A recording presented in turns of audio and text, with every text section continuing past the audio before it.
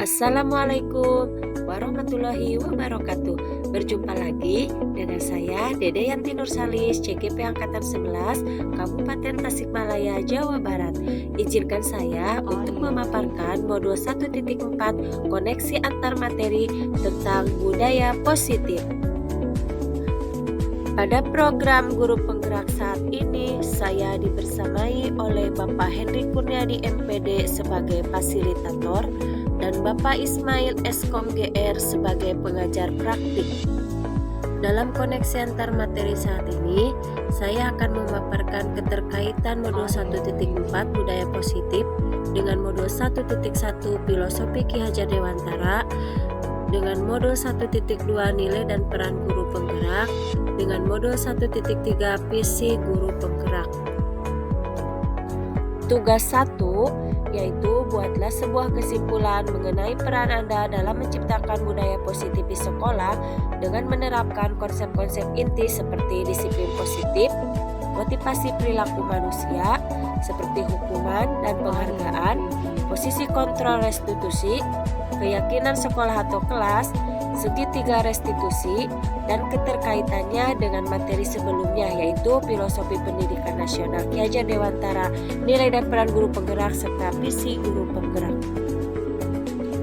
Kesimpulan mengenai peran saya dalam menciptakan budaya positif di sekolah dengan menerapkan konsep-konsep inti seperti disiplin positif, motivasi perilaku manusia, yaitu hukuman dan penghargaan, posisi kontrol restitusi, keyakinan sekolah atau kelas, segitiga restitusi, yaitu budaya positif harus diterapkan untuk mewujudkan sistem pendidikan yang berpihak kepada murid.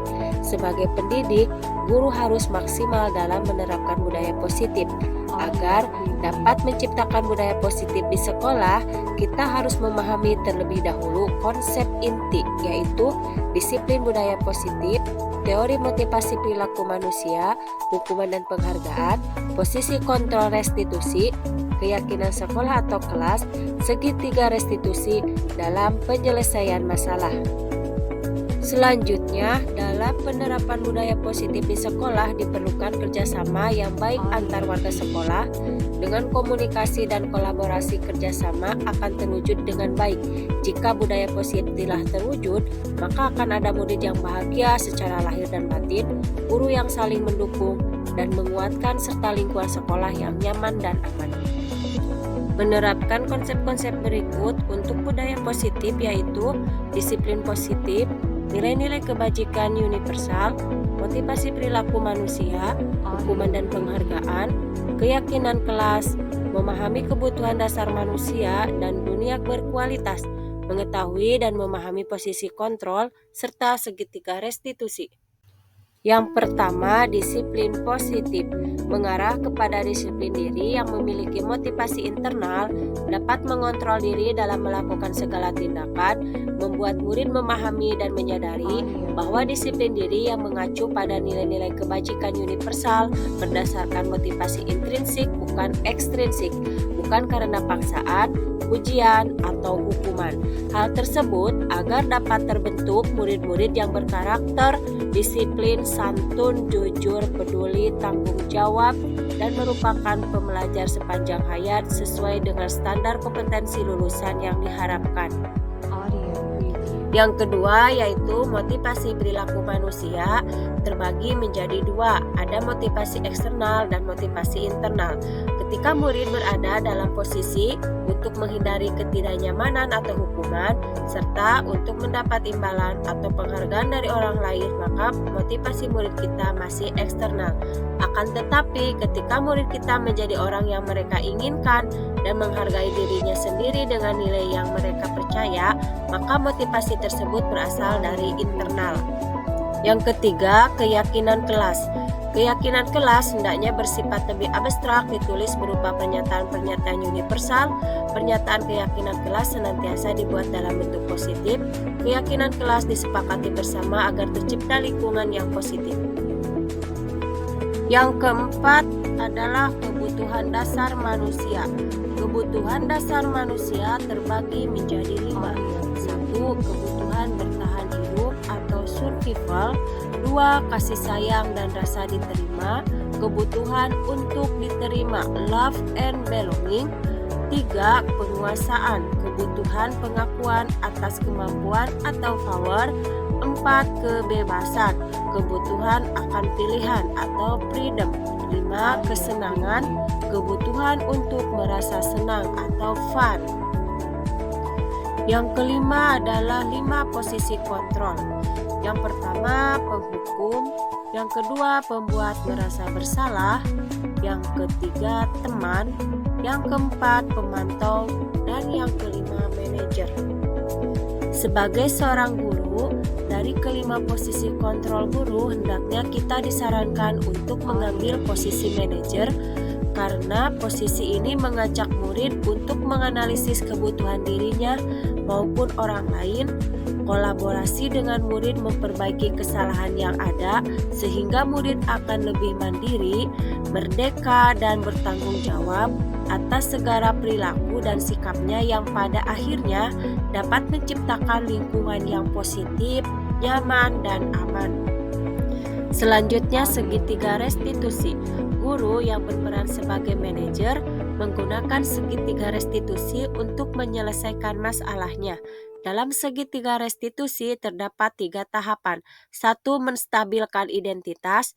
2. Validasi tindakan yang salah. 3. Menanyakan keyakinan. Yang pertama, marilah kita membahas hubungan atau korelasi antara budaya positif dengan filosofi Ki Hajar Dewantara adalah menerapkan budaya positif di kelas atau sekolah, maka akan mempermudah dalam tercapainya tujuan pendidikan nasional sesuai dengan filosofi Ki Hajar Dewantara, yaitu pendidikan yang berpihak pada murid dan bersifat menuntun tumbuh kekuatan kodrat yang ada pada murid. Yang kedua, marilah kita membahas hubungan atau korelasi antara budaya positif dengan nilai dan peran guru penggerak, di mana budaya positif dapat terwujud jika seorang guru memiliki 5 nilai guru penggerak, yaitu berpihak pada murid, mandiri, reflektif, kolaboratif, dan inovatif. Dan yang ketiga, marilah kita membahas hubungan atau korelasi antara budaya positif dengan visi guru penggerak, di mana terbentuknya budaya positif agar diperoleh sekolah yang nyaman, aman, dan berpihak pada murid. Untuk mewujudkan visi guru penggerak tersebut dengan pembuatan prakarsa perubahan sesuai filosofi Ki Hajar Dewantara dan profil pelajar Pancasila. Selanjutnya saya akan melakukan refleksi. Sejauh mana pemahaman Anda tentang konsep-konsep inti yang telah Anda pelajari di modul ini, yaitu disiplin positif, teori kontrol, teori motivasi, hukuman dan penghargaan, posisi kontrol guru, kebutuhan dasar manusia, keyakinan kelas, dan segitiga restitusi. Adakah hal-hal yang menarik untuk Anda dan di luar dugaan? Memahami konsep-konsep inti dalam modul 1.4 budaya positif berkaitan dengan disiplin positif, yaitu merupakan pendekatan mendidik anak untuk melakukan kontrol diri dan pembentukan kepercayaan diri. Yang kedua, nilai kebajikan dan keyakinan kelas, yaitu mencakup kejujuran, integritas, rasa hormat, tanggung jawab, solidaritas, kerjasama, empati, disiplin, semangat belajar, dan komitmen untuk mencapai tujuan bersama dalam suasana positif. 3. Posisi kontrol seorang pendidik ada 5, yaitu posisi memberi hukuman, posisi pembuat rasa bersalah, posisi teman, posisi pemantau, dan posisi manajer. Namun yang harus dimiliki oleh seorang guru yaitu posisi manajer. Kebutuhan dasar manusia ada 5, yaitu kebutuhan bertahan hidup, kebutuhan kasih sayang atau rasa diterima, kebutuhan penguasaan, kebutuhan kebebasan, dan kebutuhan kesenangan. Selanjutnya, segitiga restitusi, di mana ada 3 langkah yang harus dilakukan pendidik dalam menerapkan segitiga restitusi, yaitu menstabilkan identitas, validasi tindakan, dan menanyakan keyakinan. Hal yang menarik dan di luar dugaan bagi saya ketika mempelajari motivasi perilaku manusia berupa penghargaan, karena saya sebelumnya sering melakukannya, namun setelah mempelajari modul 1.4, ternyata penghargaan memiliki dampak kurang baik, diantaranya merusak hubungan, mengurangi ketepatan, menurunkan kualitas, mematikan kreativitas, tidak efektif, bahkan bersifat menghukum. Perubahan apa yang terjadi pada cara berpikir Anda dalam menciptakan budaya positif di kelas maupun sekolah Anda setelah mempelajari modul ini?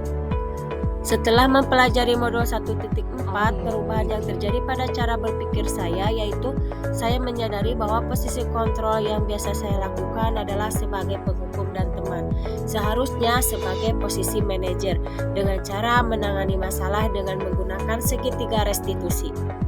Pengalaman seperti apakah yang pernah Anda alami terkait penerapan konsep-konsep inti dalam modul budaya positif baik di lingkungan kelas maupun sekolah Anda? Pengalaman yang pernah saya alami yaitu ketika saya mempunyai keinginan untuk menyelesaikan permasalahan pelanggaran atau disipliner siswa dengan memposisikan diri sebagai posisi manajer, namun berbenturan dengan budaya sekolah yang terbiasa menghukum siswa adalah salah satu solusi bentuk disiplin yang baik, sehingga saya memerlukan waktu dan pembiasaan dalam menerapkan posisi manajer dengan segitiga restitusi dalam menyelesaikan masalah pada siswa. Bagaimana perasaan Anda ketika mengalami hal-hal tersebut?